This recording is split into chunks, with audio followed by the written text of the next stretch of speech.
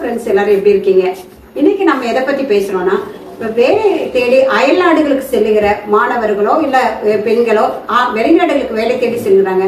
அதை பத்தி நம்ம பேசலாம். ஏன்னா இப்ப நிறைய பேர் வேலை தேடி வெளிநாடு மோகத்தினாலும் செல்றாங்க. அதுல பாத்தீங்கன்னா ஒரு நல்லா படித்து தொழில்நுட்ப இன்ஜினியர்களோ இல்ல டாக்டர்ஸோ அந்த மாதிரி கேட்டகரியில இருக்கிறவங்க ஓரளவுக்கு வெளிநாட்டுல போய் செட்டில் ஆகிறவங்க நல்லபடியா ஓரளவுக்கு ஒர்க் கிடைச்சி செட்டில் ஆயிடுறாங்க. ஆனா அவங்கள கூட திடீர்னு பார்த்து வெளிநாட்டுல வேலை இருக்கவங்க எல்லாம் துரத்தி விடுறோம்னு சொல்லி திடீர்னு நல்ல ஒரு லைஃப்ல அவங்க செட்டில் ஆகி அவங்க போயிட்டு இருக்கும்போது திடீர்னு துரத்தி விட்டு அந்த மாதிரி பண்ணிடுறாங்க. மேபி அவங்க கூட ஓரளவுக்கு வெல் செட்டில்டா இருக்கிறாங்கன்னு சொல்லலாம். ஆனா நிறைய பேர் அங்கேயே போய் செட்டிலும் ஆயிட்டாங்க. ஆனா ஒரு சின்ன கேட்டகரியில வேலைக்கு போறவங்க, ஒரு கூலி தொழிலாளர் அந்த மாதிரி கேட்டகரியில வேலைக்கு போறவங்க நிறைய பேர் வெளிநாடுல போய் சிக்கி தவிச்சுட்டு இப்ப ரீசெண்ட் பீரியட்ல கூட ஒரு காணொலி ஒன்று நான் பார்த்தேன். அதுல பாத்தீங்கன்னா ஒரு பெண் பாவம், நான் இந்த மாதிரி வேலைக்காக வந்த இடத்துல எனக்கு உடம்பு சரியில்லை, ரொம்ப நான் முடியாம இருக்கேன், எனக்கு காய்ச்சல், ஆனா ஒரு ஆஸ்பத்திரி போய் ஒரு மாத்திரை கூட எனக்கு வாங்கி தரல, ஆனா எனக்கு இவங்க படுத்துற கொடுமையில நான் செத்துலான் இருக்கேன், ஆனா நான் செத்துட்டேன்னா எனக்கு ஒரு 3 பெண் குழந்தைகள் இருக்கு, அவங்களுக்காக தான் நான் வந்தேன், அவங்களுக்காக தான் நான் என் உயிர் வாழ்றேன்னு சொல்லிட்டு ஒரு இலங்கை அகதி பெண் ஒருத்தங்க பேசுனதை நான் அந்த வீடியோல பார்த்தேன். அப்படி ரொம்ப லோ ஒர்க்கா போறவங்களை பாத்தீங்கன்னா ரொம்ப கொடுமைப்படுத்துறாங்க. சவுதி அரேபியால அந்த பாலைவனங்கள்ல கொண்டு போய் விட்டுருக்கிற வேலைக்காரங்க அந்த மாதிரி நிறைய பேர் எங்களை காப்பாத்துங்க, எப்படியாவது இந்திய அரசாங்கம் எங்களை முயற்சி செய்து திரும்ப எங்களை உயிரோடு காப்பாற்றிக் கொள்ளுங்கிற வீடியோ நிறைய வந்துட்டே இருக்கு. ஆனா நிறைய ஏன் வெளிநாடுகளுக்கு அப்படி வேலைக்கு போறாங்க? பாவம், தன் குடும்பத்தை காப்பாற்றணும், தன் பிள்ளைகளை காப்பாற்றணுங்கிற ஒரு ரொம்ப கனவுகளை போறாங்க. அங்க போய் அவங்க சிக்கி தவிக்கும் போது பார்க்கும்போது எனக்கு என்ன தோணுதுன்னா, ஒரு இது இருக்கு, என்ன வளம் இல்லை இந்த திருநாட்டில், ஏன் கையை ஏந்த வேண்டும் வெளிநாட்டில் என்று ஒரு பாடல் இருக்கு.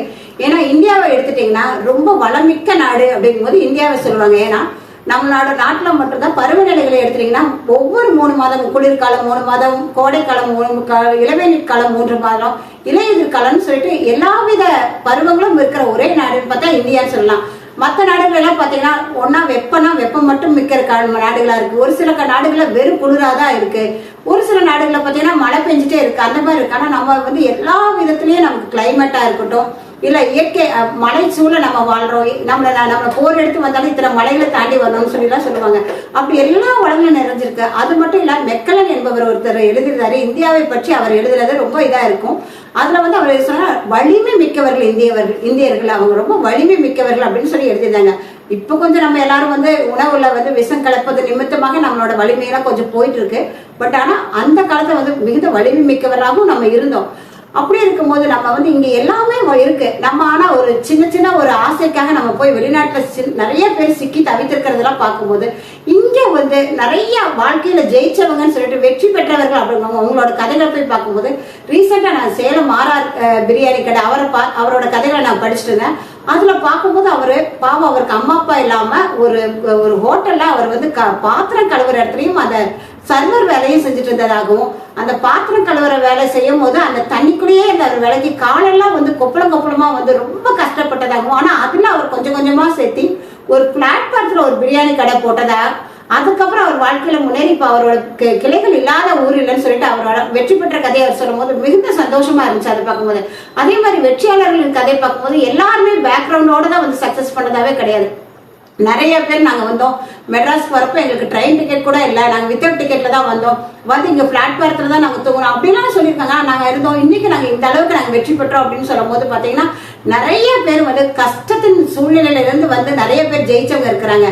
ஆனா நம்ம இங்க நம்ம போராடி ஜெயிக்கும் போது இப்ப தமிழ்நாடுவே எடுத்துட்டாங்கன்னா, தமிழ்நாட்டில் நிறைய வேலை வாய்ப்புகள் கொட்டி கிடப்பது நிமித்தமாக தான் பாத்தீங்கன்னா அதர் ஸ்டேட்ல நிறைய பேர் பிழைப்பதற்காக இங்க தமிழ்நாட்டுக்கு வராங்க.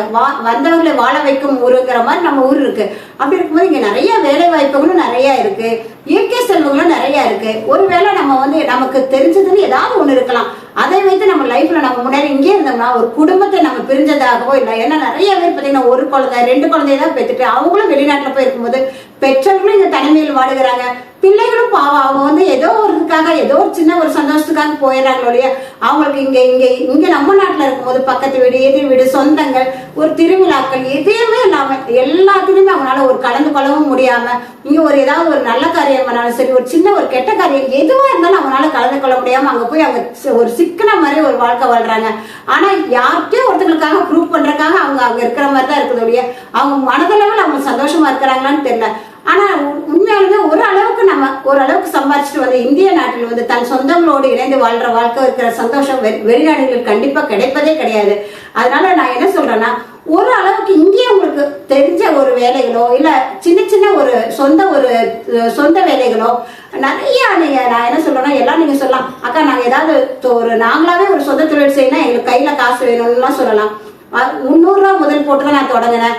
எத்தனையோ பேர் பாத்தீங்கன்னா நான் 300 முதலீட்டு போட்டுதான் தொடங்கினேன். வயதான பாட்டிகளை போய் ரோட் சைடு எல்லாம் பாத்தீங்கன்னா ஒரு 90 வயது 95 வயது தள்ளாத வயதுல கூட அவங்க பாத்தீங்கன்னா ஒரு இட்லி கடையோ எதையோ ஒண்ணு போட்டுட்டு அவங்க அதுல வந்து ஒரு 4 பேத்துக்கு, ஏன்னா சின்ன சின்ன வயதானவங்களாம் வந்து பாத்தீங்கன்னா அவங்க கிட்ட வந்து சாப்பிடறதுக்குன்னு நிறைய வாலிப பிள்ளைகள்லாம் போய் பாத்தீங்கன்னா அவங்க கிட்ட எல்லாம் விலை கம்மியாவும் கொடுக்குறாங்க, டேஸ்டாவும் கொடுக்குறாங்க. இதனால அவங்க வந்து மத்தவங்களுக்கும் அவங்க ஒரு ஹெல்ப்ஃபுல்லாவும் இருக்கிறாங்க, அவங்களும் அவங்களை தன்னை காத்து கொள்றாங்க. அதனால இங்கே நிறைய வளங்கள் இருக்கு. அதனால நான் திரும்ப என்ன சொல்றேன், என்ன வளம் இல்லை இந்த திருநாட்டில்ங்கிற மாதிரி இந்திய நாட்டில் நிறைய வளங்கள் இருக்கு.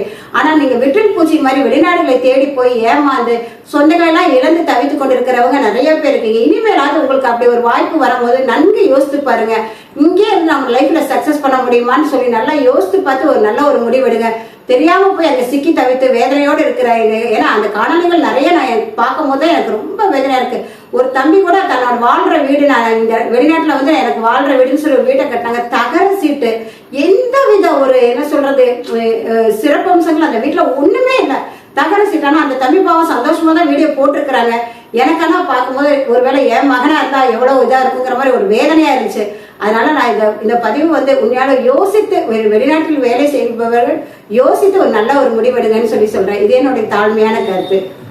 ஓகே ஃப்ரெண்ட்ஸ், உங்களுக்கு இதுல ஏதாவது ஒரு கருத்துக்கள் இருந்தா நீங்களும் ஒருவேளை உங்களோட சொந்தங்களோ இல்ல உங்க பிள்ளைகளோ அப்படி போய் வெளிநாட்டுல இருக்காங்கன்னா உங்களுக்கு ஏதாவது கருத்துக்கள் இருந்தா எங்கூட ஷேர் பண்ணுங்க. உங்களுக்கு இது பிடிச்சிருந்தா நீங்களும் இதை சப்ஸ்கிரைப் பண்ணுங்க.